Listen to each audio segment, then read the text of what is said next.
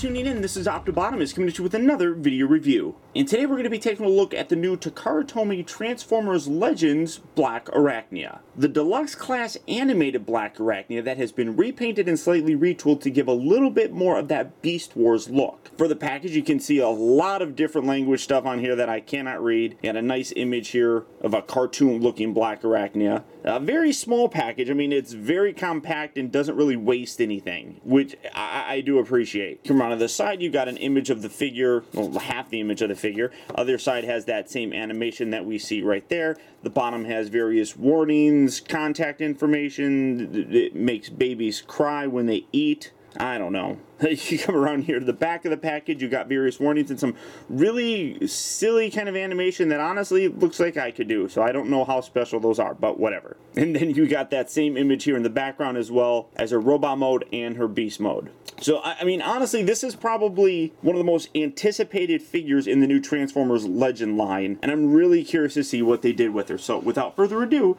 let's get her out here and see how cool she actually is. Alright guys, so here we have Blackarachnia opened up and out of her packaging. And like I said, this is basically just a repaint and slight retool of the animated Blackarachnia. So if you remember that figure, you basically know exactly what's going on with this. But like I said, there are some parts that have been changed. For example, right up front, you're noticing these little pieces right here. Now, actually, the instructions show you having them like this. I think that looks kind of goofy, honestly. I prefer to do this with them, to kind of keep them wrapped around like that. I think it looks a little bit better and I guess a little bit more insect-like. So if you want to do that, you can. It's personal preference, as with all your figures. You can do with them however you see fit. But for me, I just think that has a better overall aesthetic with it being down. Also, this chest section right here has been redone. You can see there's a lot of these little translucent yellow bits on there. Really very cool on that. And then obviously her head has been remolded. The rest, as far as I can tell, is basically the same. Now, I haven't played with that animated Blackarachnia figure in years, so I'm going off of memory, but these are the three pieces that I think have changed. And then you can see that the color is obviously a lot more reminiscent of how she looked in the Beast Wars series, and I think that this is a great figure. I was reading a lot of comments online, and a lot of people, the general consensus is this scratches that itch for a Generations version of Blackarachnia. And honestly, I do have to agree with that. I'm perfectly happy with this being in my Beast Wars display. I think it looks really good. I think it gives a very good homage to that Beast Wars character. And while there could be some things that are done differently if they did a Generation one, I'm quite content with this. Some really nice detail here. You can see that she's got the little Black Widow spider hourglass thing right here on her back butt section. She does still come with that weapon here. It just pegs into the underside. You can see, oh, there's her head. Very awkward position for the head. I honestly think that I made that joke in the original review too. But you got the little claw thing right here, which extends out.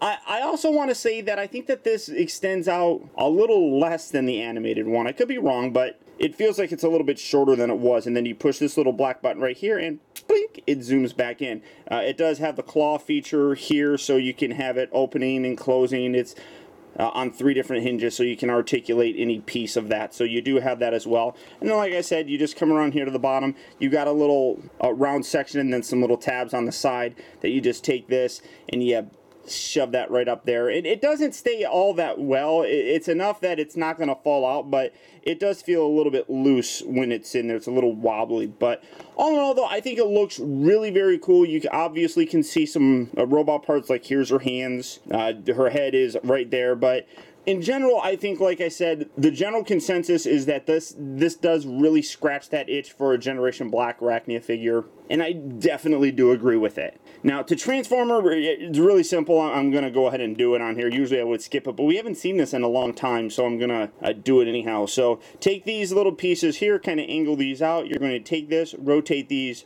around up like so. Just like that. You actually create a chest for her, a female chest. Take this, open this up, and then you're going to pull that right back down, and then you just rotate this section around like so, put that back. This is going to angle up Bring this up, rotate her head around, spin her arms around, spin her arms around, position them like so. One thing I'll say, all the joints on here are really very, very tight and secure on here. Just kind of angle this back. These rotate up, and I just usually put them around here. You can rotate these around where it comes up over like that. I think that's how the animated one did, but I think that for this looks a little bit better keeping them rotated around and kind of just right there along her back section. Go ahead, straighten all this out. This section right here, you want to make sure that you kind of lift this. It kind of tabs down, down there it tabs down, and then you just rotate that around, angle that, put that there. Now you can put her foot like that. I actually don't like that. I'm just going to leave it kind of straight like that so that you can keep her leg a little bit more straight. It creates a smaller foot. I mean, that gives you a larger kind of foot to kind of work with, but I think I like that look a little bit better. So do that on this side as well. Rotate that around, put the foot up, kind of angle all this. Now one big, yeah, there's a big giant hole right there. You can kind of hide that by taking this section and you can peg this going like that. You can peg that on the back of her neck. Get that right in there. You got a little slot that pegs into, and that kind of hides that a little bit better. So once you're done straightening everything out, fiddle with her just a little bit, get her to actually stand. Like I said, she's got very small feet down here, but if you get her balanced properly, she stands very easily. And again, my table is rounded, so it does create a little bit of a difficulty for figures to stand, but you get the general idea. But there you have her in a robot mode. And I guess technically you're supposed to take these and rotate these around, but this is the part where, you know, some people may complain that it kind of deviates from the overall look of the Beast Wars franchise. Keep these straight. Is that she's got hands in this, and then in the actual cartoon she had claws. So leaving this around kind of gives you, you know, that more claw look. You can also take this off. Get that detached, and she's got tabs on the inside of her forearms here that you can take this and you can tab that into, and you can kind of create a little claw looking thing. I'm not a big fan of that. That's kind of ugly looking, and plus it then leaves this big giant gap right here. Like I said, I really do like this figure. The face sculpt on here is absolutely terrific. It really has the Blackarachnia look. So coming up here and zooming in so that you can actually see that, that is really cool looking. I mean, really very stellar. You definitely have that Beast Wars kind of look for it. You got the nice symbol right there. It does look weird in the fact she's basically got boobs. And I can't really complain too much because that's how the animation looked. So they did create that, or recreate that, I suppose. You come down here, you got the Black Widow logo right there. But again, really nice color on there. You got the purple, you got the various golds and yellows and things like that.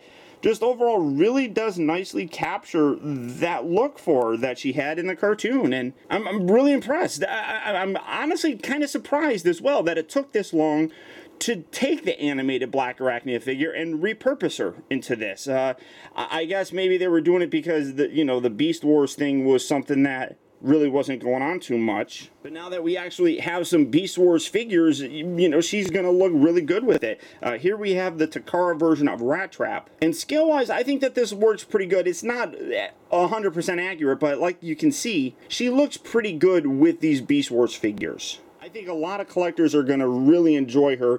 She is a little bit more expensive because she's an imported figure, but I think a lot of people are going to run out and get her. Now, for her articulation, you can see that the neck here is on a ball joint. Real nice range of motion with it. I kind of wish her neck wasn't as long as it is. That's kind of a long neck, but it's not overly terrible. The shoulders here are on ball joints, so you get a nice range of motion. I don't like the elbows. This is something that's always bugged me with this figure.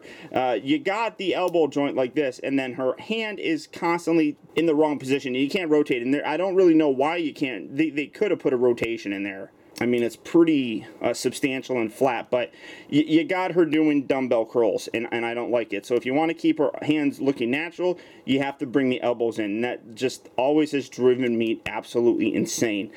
She rotates here at the waist, but you don't get a heck of a lot of free range of motion because there's a lot of junk back here. The hips here are on ball joints, so you can get a nice range of motion there. You can see that they do rotate at the far upper section of the thigh.